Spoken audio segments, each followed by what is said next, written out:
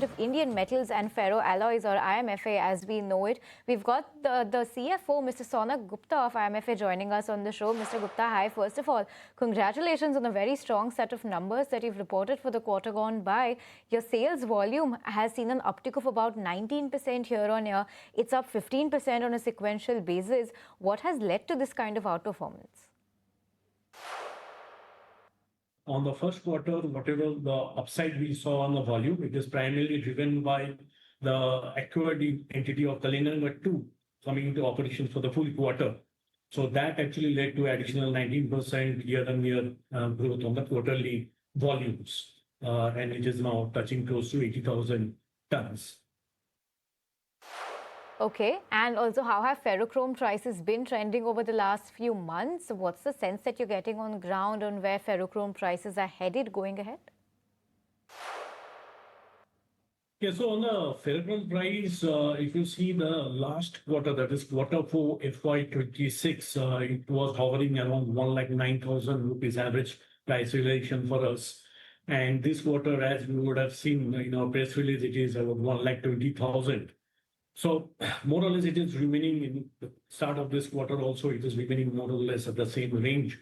But normally, we do not give any guidance for the future because the ferrochrome price is dependent upon the global demand-supply dynamics, specifically on the South Africa market, who supplies the maximum amount of chrome ore, and China, which actually utilizes the ferrochrome for its stainless steel production. So on that, we don't give any future guidance. But currently, what we are seeing based on the macroeconomic situation, it is the prices are holding. Okay, understood. So maybe not on pricing, but let's focus and speak about the ferrochrome production, because at the end of last quarter, you had given the FY27 ferrochrome production target of 400,000 tons, and the FY28 target was between 475 to 500,000 tons. Is this still on track? Yeah, so on that ground, specifically with the KNR 2 already getting operational and KNR 1, as we have said, the first furnace is coming up for commissioning by August and the second by September. So that will be actually scaling up with the time. So initially, what we had said for FY28, the range of 475,000 to 5 lakh tons, that remains. So that projections is still continuing. For FY27, we are slightly tapering down to 3,80,000, primarily driven by certain time we are taking for scaling up and certain reworking on certain equipments to increase the operating performance. So that's why it's 380 is the current projections for FY27. Okay, understood. And also give us a sense on your target in terms of your EBITDA per ton, because the management continues to target 3,000 to 4,000 rupees per ton EBITDA cost reduction once both your KNR 1 and 2 operate at a steady state. If you can give us a timeline by when this steady state could be achieved? So as per our plan, that the scaling up will gradually go up. So the current capacity, which is, so last year it was 284, then with the addition of KNR 2, the installed capacity went up to 384. And with KNR 1 and the fifth furnace in KNR 2 getting added within next 12 to 15 months, that is the fifth furnace, which gets added in KNR 2, the overall capacity will move up to 534,000 tons. So by FY28 end, we will be in the range of full capacity utilizations, and we'll be achieving that 5 lakh ton of production. That's our plan for the future. And by that time, that is by end of that FY28, we expect to get the benefits of the price differential on the EBITDA cost in our Kalinganagar plants, as well as it will also certain cost operating efficiencies drives that we are taking as initiatives. So that will also add up. So our expectation is that by end of FY28, we should be in a position to get closer to that number. Okay, sounding good on that front. Mr. Gupta, the beat this time on the numbers versus street estimates was due to lower other expenses. Can you talk to us about your expense control measures? How did this metric fall? And if this is a one-off, and can we expect expenses to normalize going ahead? So as you see, you know that there's almost 85 to 90% of our sales are exported out. And because there's a huge quantum of exports, we actually hedge about 25-30% of it. And most of these are in dollars. So since the rupee depreciated in Q4, so at the end of Q3, it was 89.9 against USD, and it went down to about 94.65 by end of 31st March. So that almost 5 rupees depreciation of rupee had a mark-to-market notional loss effect in last year's Q4, which we had also stated in our investor section in the financials, and that had a 32 crores impact.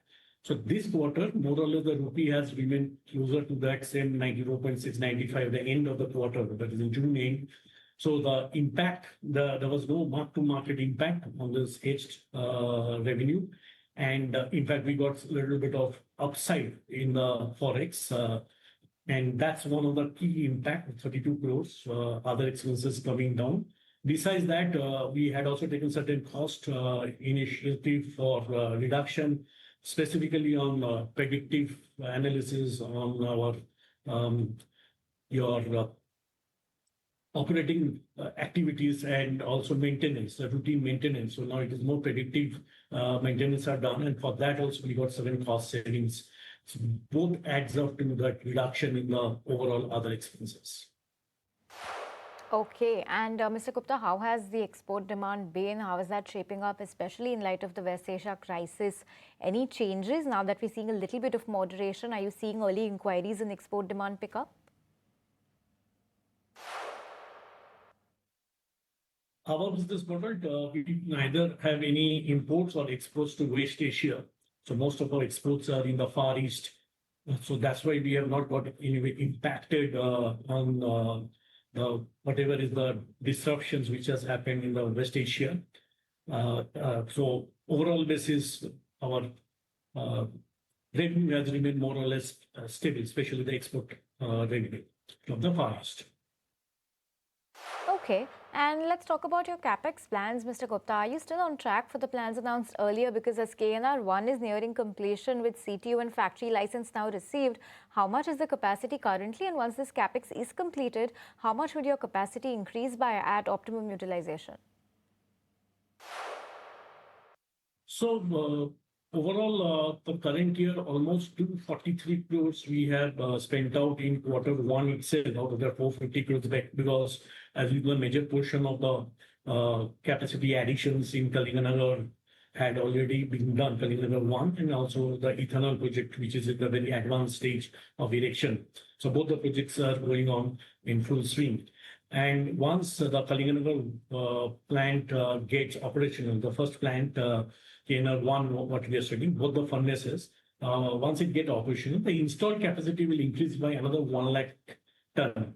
So before Kalinganagar 2, our installed capacity was 284,000 ton. With Kalinganagar 2 getting operational, the installed capacity increased to 384, and with the increase in the Kalinganagar 1 production, it will go up to 484,000 ton of installed capacity. And once we install the 5th furnace sometime in mid of next financial year, overall capacity will go up to 534, whereas the operational production will gradually scale up and will scale up to approximately 5 lakh ton that we are seeing by the end of FY28. So this is the overall mathematics on the capacity additions as well as the overall actual projections of the production.